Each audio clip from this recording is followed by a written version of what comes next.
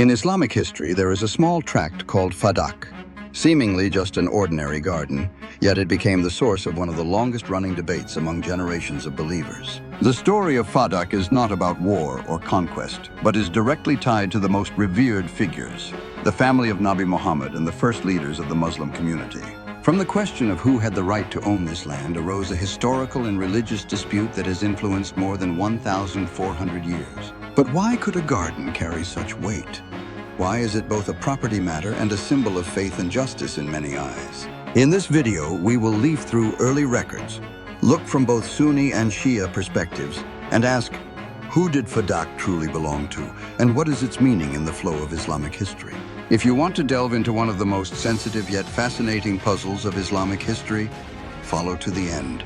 And don't forget to leave a like, a comment with your thoughts, and subscribe so you don't miss the next episodes. The story begins after the victory at Khaybar, when the influence of Nabi Muhammad and the Muslim community spread across Hijaz. Nearby was a fertile oasis named Fadak, home to several Jewish tribes. Seeing the Muslims' growing strength, these tribes feared they might one day face them.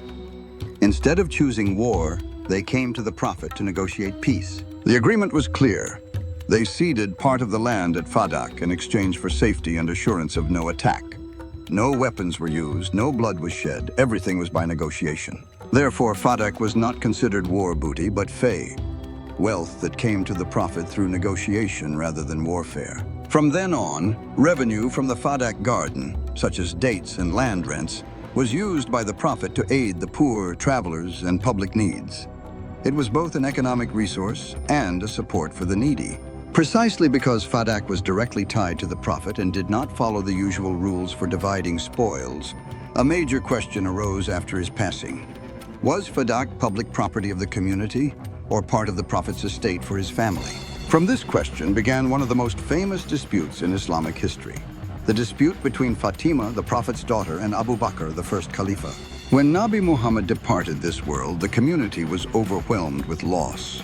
In that moment, Abu Bakr was chosen as the first Khalifa, bearing the responsibility of leading the Ummah. Then the matter of Fadak was raised. Fatimah, the Prophet's daughter, came to Abu Bakr and requested that Fadak be handed to the family, considering it property her father had left. But Abu Bakr cited a report from the Prophet, "We, the prophets, do not leave wealth as inheritance. Whatever we leave is for the community." This meant, according to Abu Bakr, that Fadak was not private property to be inherited, but should continue as a public fund for the poor and common needs. That view displeased Fatimah, for she believed Fadak had been granted to her family during the Prophet's lifetime, and that they had the right to continue managing it. The difference in understanding was not a mere property dispute. It became a symbol of the early rift within the Muslim community. And the story did not end there, for later other members of al-Bayt also spoke about Fadak, deepening the disagreement. Specifically, after Abu Bakr passed away, leadership shifted to Umar ibn al-Khattab. Fatimah had already departed, but the Fadak issue remained unsettled. Imam Ali, together with Abbas, the Prophet's uncle, brought the case before Caliph Umar, hoping that this time the land of Fadak would be returned to the Prophet's family. Yet Umar held the same position as Abu Bakr. He maintained that Fadak must be treated as a public trust under state administration, not belonging to any individual or family. Under Uthman ibn Affan, the matter took another turn. The third Khalifa placed the administration of Fadak in the hands of a Umayyad kinsman, Marwan ibn al-Hakam. This sparked controversy.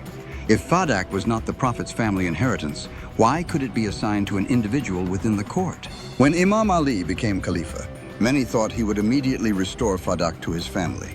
In reality, Ali did not do so. The reason is clear.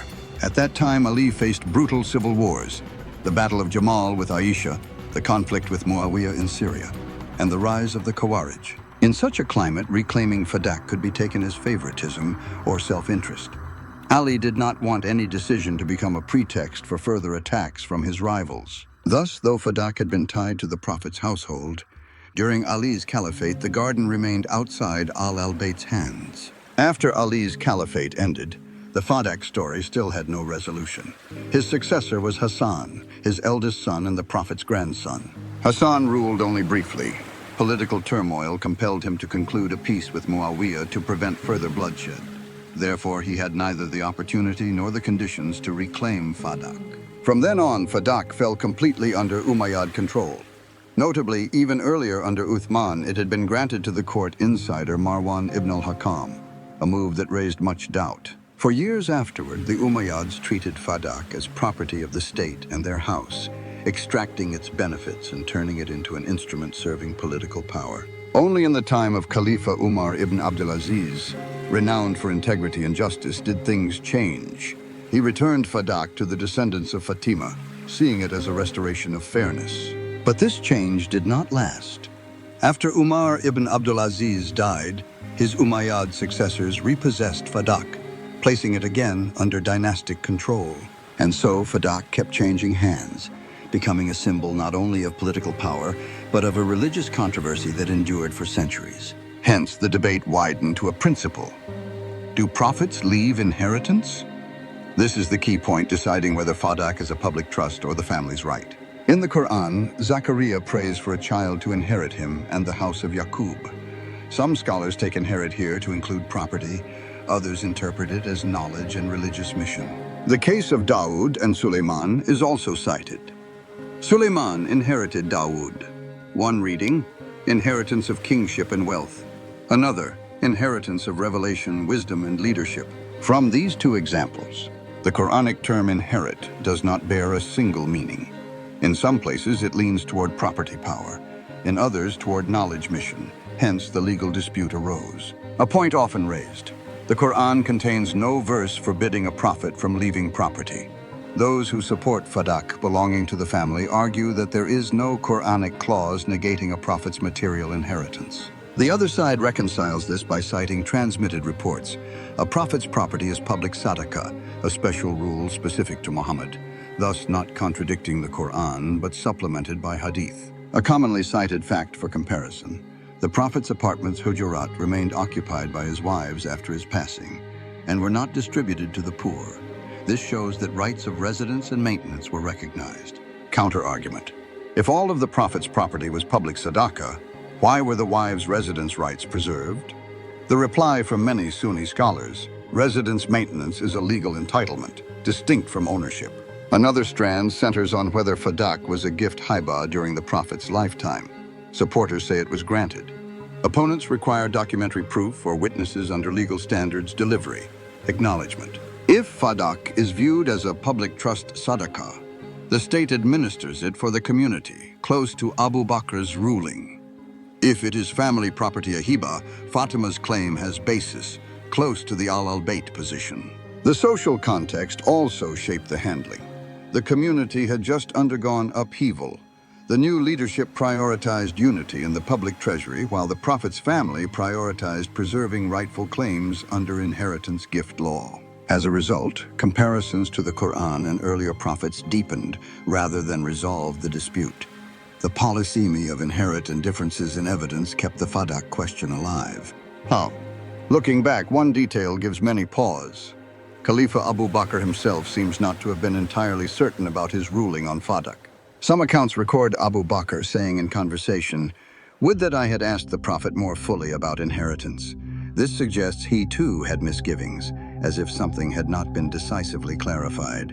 History also relates that Abu Bakr once burned about 500 written hadith reports. He did so to avoid confusion and prevent erroneous sayings being ascribed to the Prophet, yet this act raises a question for posterity. Might evidence related to Fadak have been lost among them? Even so, most sources agree on one point. Abu Bakr did not keep Fadak for himself. He continued to use it for communal benefit, just as the Prophet had done in his lifetime. This means that if there was an error, it lay in legal judgment, not personal motive. Hence, many later Sunni scholars still regard Abu Bakr as acting in good faith. But for the Prophet's family, especially Fatimah and Ali, the pain was not merely the value of land. They felt their voice and rights were not heard, and that is the wound slow to heal. This difference in outlook, one side stressing communal benefit, the other the family's inheritance rights, pushed Fadak beyond ordinary property. It gradually took on political, symbolic, and theological dimensions. From here, the story enters a new chapter. How could a small desert plot become a symbol of power, shaping Islamic politics for centuries thereafter?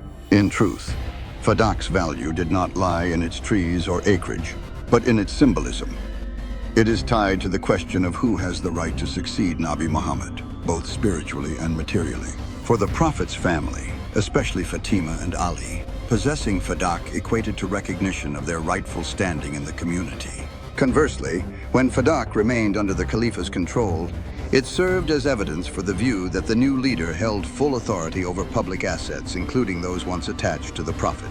Thus, Fadak became a political barometer. Dynasties wishing to show alignment with al-Bayt would return it. Those asserting absolute authority would reclaim it. This pushed Fadak beyond a family dispute, turning it into a piece on the chessboard of power. Hence, the name is invoked whenever divisions in the Islamic world are discussed. To probe more deeply, we must see how scholars of both branches, Shia and Sunni, have interpreted the Fadak story over the centuries. For Shia, Fadak is clear evidence that the Prophet's family, al-Bayt, were not given due authority and property after his death. It is a historical proof that Ali and his descendants ought to have led. Conversely, in Sunni perspective, Abu Bakr acted on the Prophet's teaching. We, the Prophets, do not leave inheritable property. What we leave is for the community. Thus, his decision is considered correct, though contentious. Interestingly, even within Sunni circles, some scholars have expressed regret that, had the matter been handled more delicately, the split might not have grown so deep. Meanwhile, Shia, for generations, commemorate Fatimah as a symbol of justice unfulfilled. For them, Fadak's non-return is a grievance linked to the later sorrow of Karbala. This divergence of outlook made Fadak not only a historical episode, but a religious and spiritual symbol, recalled in sermons, commemorations, and scholarly debates to this day. From a small plot in Arabia, the Fadak story became one of the historic fractures dividing the Muslim Ummah.